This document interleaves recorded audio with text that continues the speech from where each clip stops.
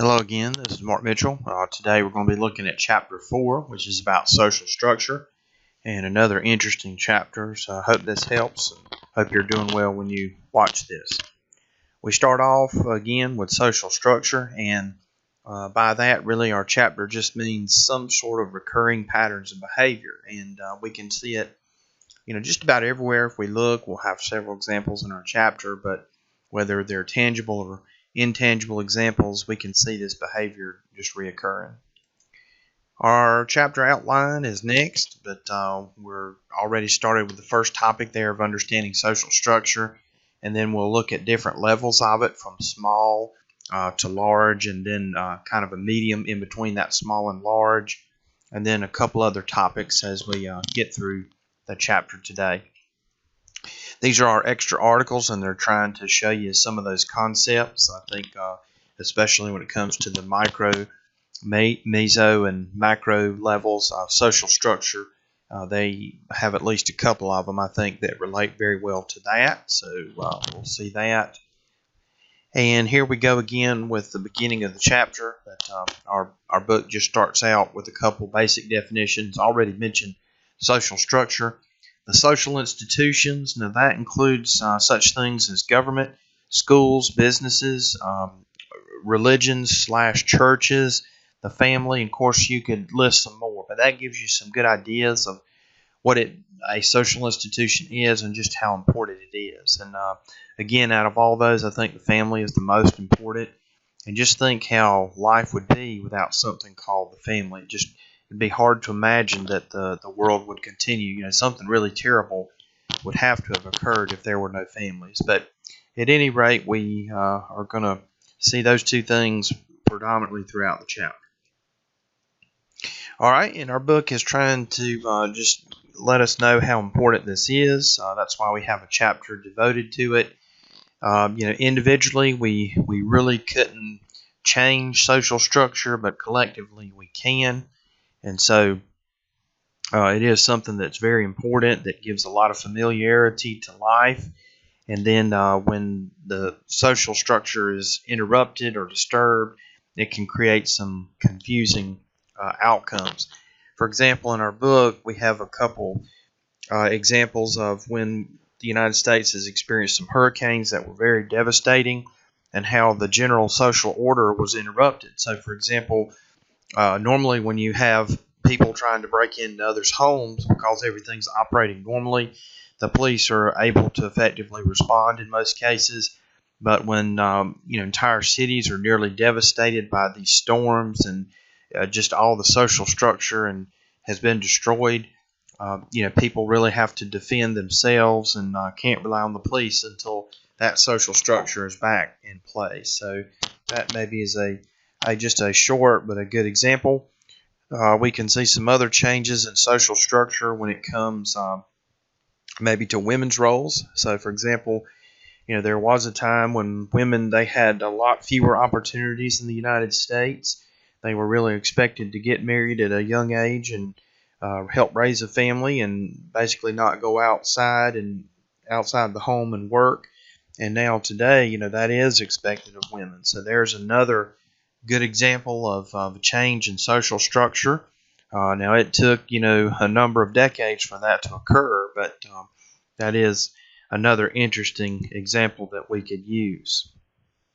All right, some of our behavior may change it, some of our behavior may continue the existing social structure. So if you're taking a class at a college of your choice, then you're helping to maintain a certain element of social structure, and that is of education. All right, just some general terms to orient us towards this chapter, some more of those at least. And they do mention a status or social position that a person has, and our next slide does a really good job of explaining that. So hold on just 1 second, and we'll come to that in a moment. An ascribed status is one that you assume without really choice, so you are in essence born into it. And there are some exceptions to some of these, but primarily they work just as they're described. The achieved status is one that you obtain, a social position that you obtain through your efforts. So whatever degree program you're in, for example, is a good example of that achieved status when you finish all your academic requirements and receive your degree. And then roles are the behaviors that go along with the social position. So here's that next slide that really defines it very well. It also adds in the idea of the institutions. The institutions would be the larger circles: family, school, peer groups, community politics work. The social position would be the student, the friend, the volunteer, the citizen, employee, and relative. And it is the case that you have multiple social positions, so really a status set would be the appropriate term. And the only thing really we're missing that we could add would be the roles. So what are some of the behaviors that a student should display? What are some of the behaviors that a friend should display, and on and on. And of course, there's usually multiple behaviors attached to a social position or a status, and so that would be the role set. Now, here you can see we're starting at the micro level, so that's the very smallest level of interaction and social structure, and so here we go looking at that. Harold Garfinkel was a researcher who was interested in ethnomethodology, and he just really liked to break down social situations. So he did that from some of his famous experiments, and our book just details those and labels them as breaching experiments. So one of them that he did was he would have people go to stores and try to bargain on the prices, but he would do it at stores that usually that's not what occurs. So like, imagine going to Belk's or JCPenney's and trying to, bargain with them like you would if you went to a yard sale or a flea market or something like that, where it's expected that you negotiate a price back and forth. Another experiment he did was he had his students go home and start calling their parents by a different name than what they usually did, not being disrespectful, but that was, again, one of these breaching experiments that a lot of students had trouble doing. And then one final one was he had them go to ride a bus, a public transportation system, and just had his young, able-bodied students go up to somebody who was elderly, who looked like they needed to sit down, or maybe they had a disability, and just ask them if they could have their seat. They did it in a polite way, but a lot of the students just couldn't do some of these experiments. And that's because it, broke the normal social rules that they had been aware of, just about their entire lives, and that's why it was so difficult. I think the last one that he did that I can remember was he had his students go up and to strangers and ask them to give them money, and so a lot of students couldn't do that one as well. All right, still with the micro level, but we can look at how people engage in conversation with one another, and I'm sure you've done this, but when you see somebody, it's just common to greet them. You say, hey, hello, how's it going? Maybe in an elevator you see somebody, but you really don't mean anything other than being polite. Have you had somebody either in person do that to you or call you on the phone and ask you that, and then you went into a long spiel about how you were actually feeling, or what happened to you during the day, and the other person, were they attentive, or did they just want to hurry up and ask you whatever they were trying to sell you, or whatever it was. So that's part of what's going on here. Our book mentions that type of conversation analysis where that technique goes on. If a conversation is fluid and following the rules that you're used to, there really won't be any awkward pauses or anything of that nature, but if it is strained, the conversation will start to break down. Our book also mentions this idea of convention, that just means, in conversation, what most people typically do. So, for example, looking at somebody when you talk to them, maintaining eye contact. Imagine how awkward it would be if you tried to carry on a conversation with somebody, but you always looked away from them while that was going on. So that would certainly be difficult. Our book has a unique take on that, but it shows how during the 2016 election, Donald Trump really did a lot of things that were unconventional. And really in the past that didn't work for candidates, and they were eliminated from the race, but it seemed to work really well for him as he was the eventual winner of the race, and he broke just about every rule that you could think about, or a lot of rules that politicians like to follow. We're switching our analysis now to the meso level of social structure, and so now we're looking at, for example, corporations, for example, and businesses, these organizations, and then, of course, their rules and routines on how they operate, and, of course, they want to do that successfully and also make a profit if possible. That's the whole reason a lot of these organizations and businesses are out there, if they are for profit. All right, and so the organizational structure, contains a lot of those rules that have been, in most cases, around for a long time that help these organizations survive and define their reason for existence. Okay, we also move over there to the idea of social integration, and so when you talk about integration, you're going to really try to bind something together. The definition on our PowerPoint slide really indicates something of that. And this needs to happen between social institutions. So they somehow need to support each other and work together. Now, a good example that our book gives shows people are really in the United States under the age of retirement, either 65 or 67, generally. They are supposed to be working. They're supposed to be working to bring home money and to pay their bills. That is one way our society is actually structured. And what our book goes on to show is that lots of other things in life that are desirable and mean something to us, they also have this idea that people are working in the United States. So, for example, vacation is a term that says, hey, I get a break from work. I get to do what I want, but without the context of having to work day in and day out for most of the year. That word vacation really has little meaning. Rush hour is a term for traffic when, hey, most people who are leaving work for the day are going to work. The streets and roads are really busy. And so the reason they're busy is all those people are either headed in or headed home from work. TV is often broken down into prime time viewing hours, and so that is for, again, most people who are probably have returned home from work and they're at home and want to watch a little bit of TV and relax before they, have to go back to work and start another day all over again. All right, but that fits in well with the macro level of social structure, larger there, and how these different institutions integrate or work together oftentimes. Our book does mention there on page 87 about globalization and really how a lot of jobs in the United States over a number of decades have moved away, and so that has led to some problems for some people losing their jobs, and then the decline in wages that we have seen. And so there are some explanations for that in our book. So there on page 87 and 88, they do go into at least 4 of those reasons of why that occurs. All right, moving right along in the chapter. This is kind of a short chapter, but we come to Max Weber again. He was somebody that we had seen in chapter 1.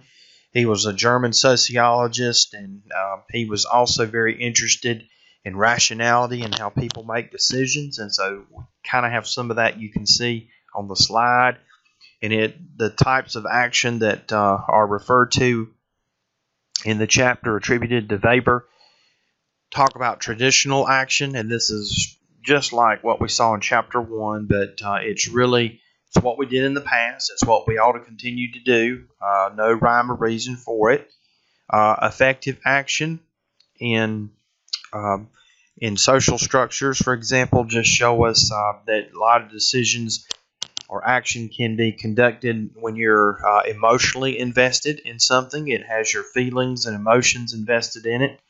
The book gives us an example of, hey, you could have people at a sporting event, their team wins, and then they're so excited they tear down the goalpost or storm the court to express their happiness with the outcome. And then Weber would be really interested in the rational action, and that's just simply based on efficiency. So a lot of our corporations try to be as efficient as they can because that's related to profit and the bottom line.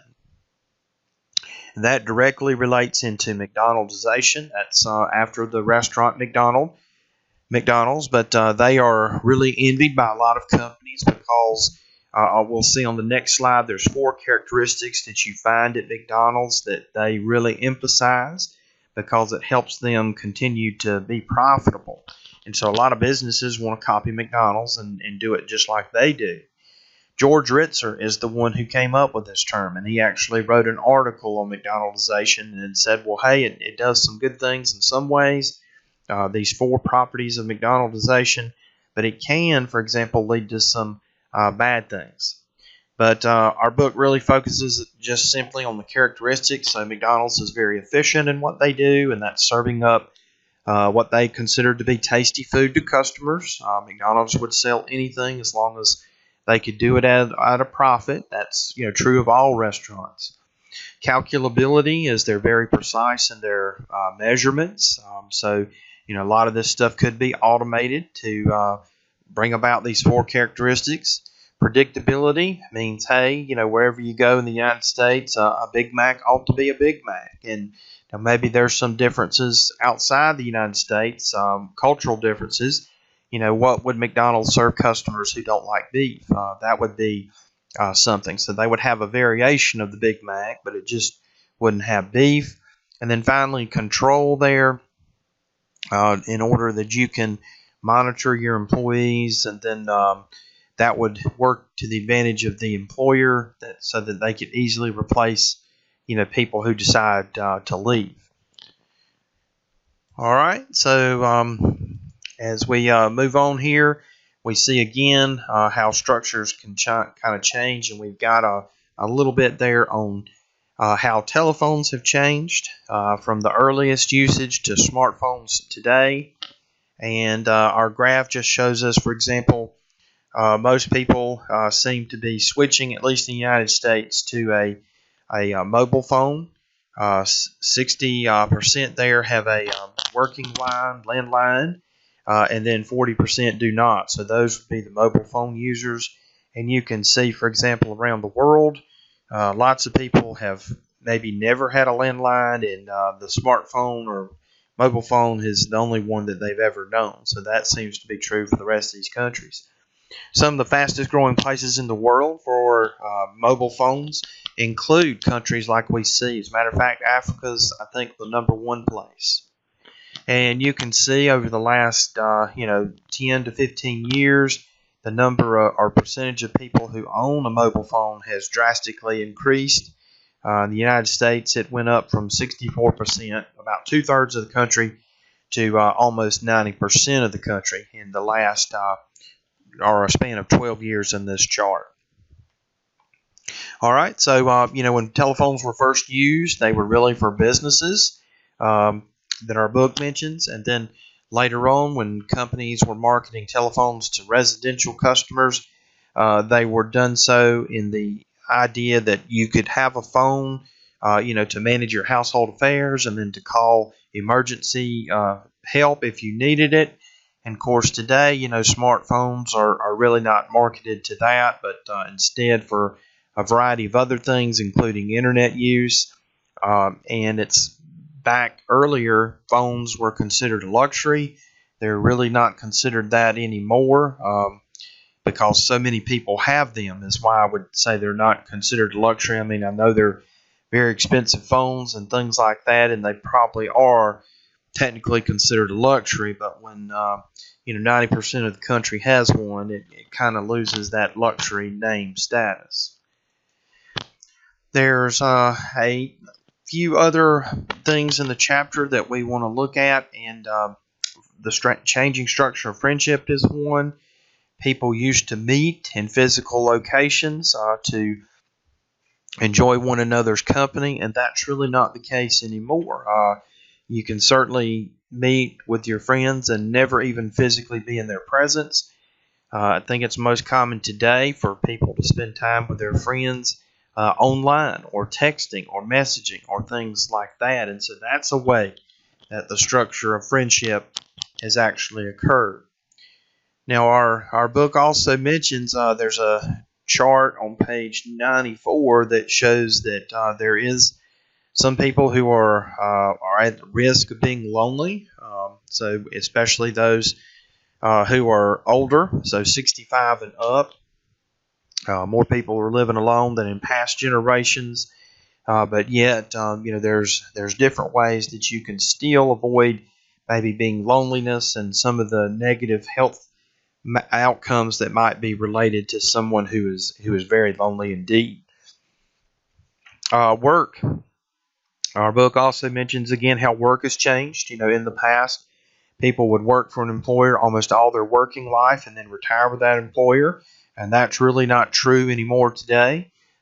There used to be lots of good, well-paying jobs, high-paying jobs, and manufacturing jobs in the United States, and a lot of those have left.